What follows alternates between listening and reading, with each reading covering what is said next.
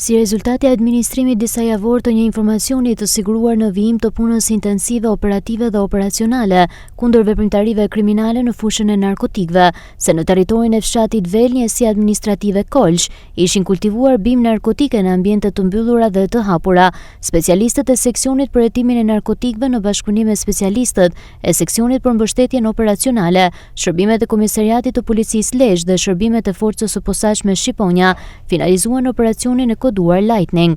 Në kuadër të operacionit u kapën në flagrancë në ambientet e banesës së përshtatur për këtë qëllim dhe u vunë në pranga shtetasit me inicialet MF, pronari banesës 39 vjeç banues në fshatin Vel dhe shtetasit me inicialet AM 27 vjeç banues në Ishull Shëngjin.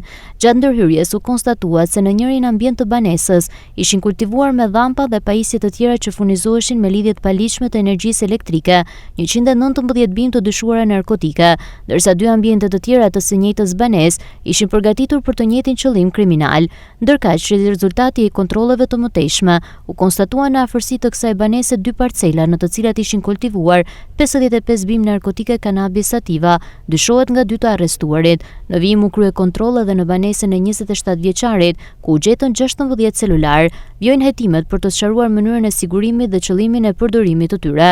Mëtej u referuan materialet në prokurori, ku nisi procedimi penal për veprat shpërdorimi detyrës dhe korrupsion pasiv për shtetasit me inicialet JG, FM, NG dhe BN, me detyra përkatëse shef grupi, lehtësues dhe elektricist OSHS.